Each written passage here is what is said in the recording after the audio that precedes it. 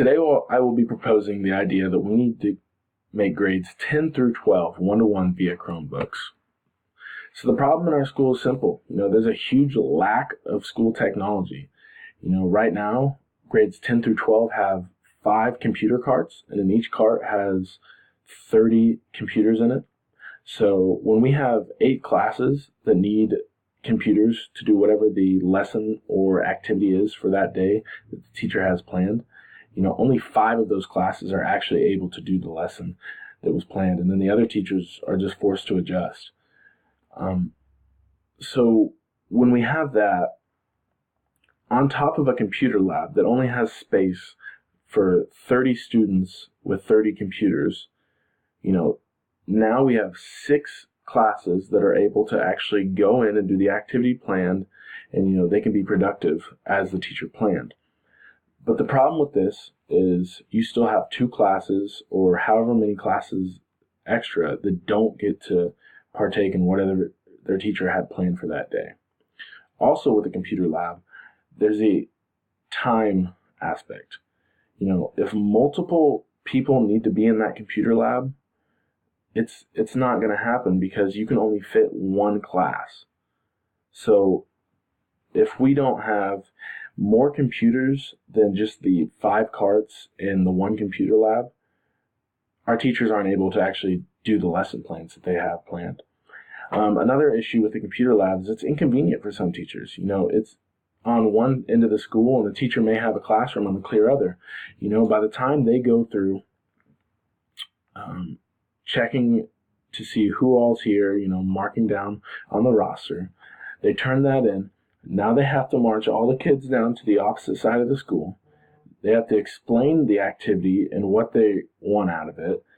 By the time the kids get started and everything, either they're not going to have enough time to finish in the time period given, or they do have enough time to finish and we're not able to really go over what the activity was and, get reflection on it and, tell the kids what we wanted to take out of it. Also, there's a homework conflict.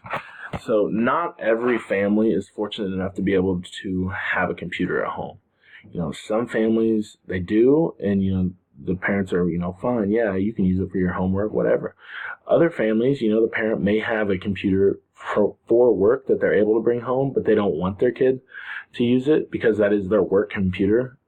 And then there's the families that just can't afford one.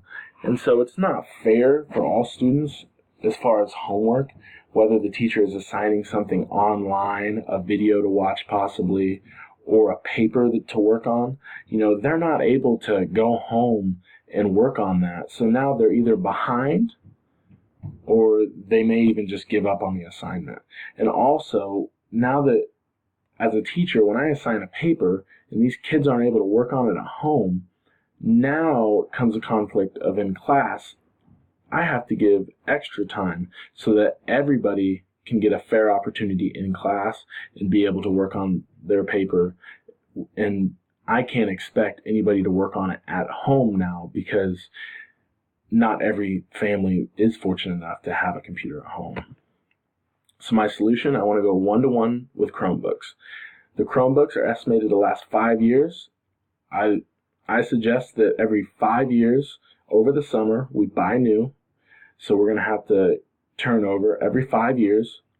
And then also with these Chromebooks, so that our internet will be able to function at a high-speed rate, we're going to need to get a virtual machine server, also known as a VM server. And this is going to include, all your routers and everything, just to ensure that, our internet is running at a high speed and everybody's able to be on it.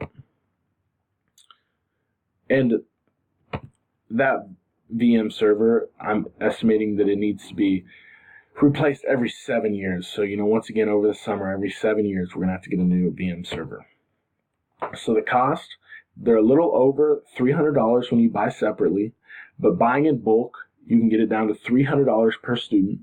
That's approximately $181,500 every 5 years, and that's going off our current enrollment for grades 10 through 12, which is 605 students. And then also the VM server, which is replaced every 7 years, is approximately around $75,000. So the implementation for grades 10 through 12, we're going to do it the first 3 days of school. Day 1, we're going to do seniors. Day 2, we'll do juniors. And day 3, we'll do sophomores. The handouts will be after school, where the kids will come in.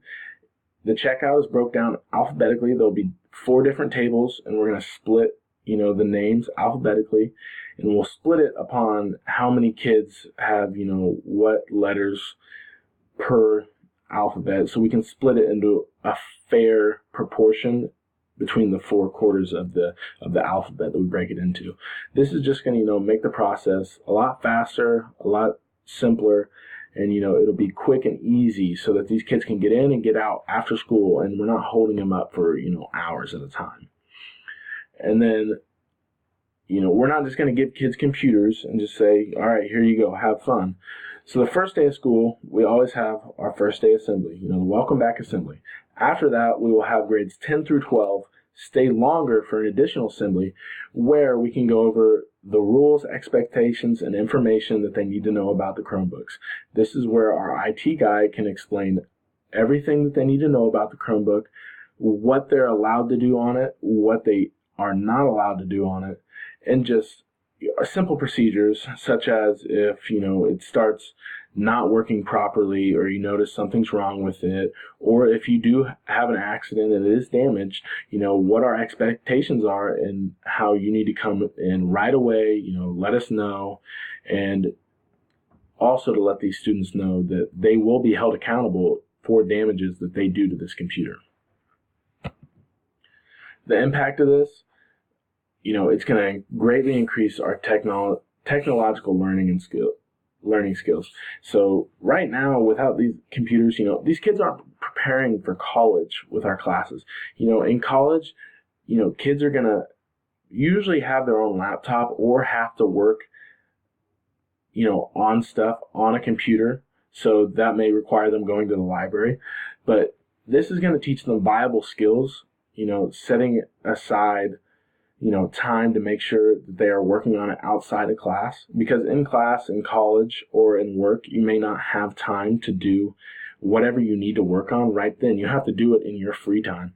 So these kids are going to go home and they're going to be able to work on, whatever that paper is, that homework, and they can use their own time that teaches them responsibility, time management, which is going to be valuable, later in life, whether it's in the workforce or in college or wherever it may be.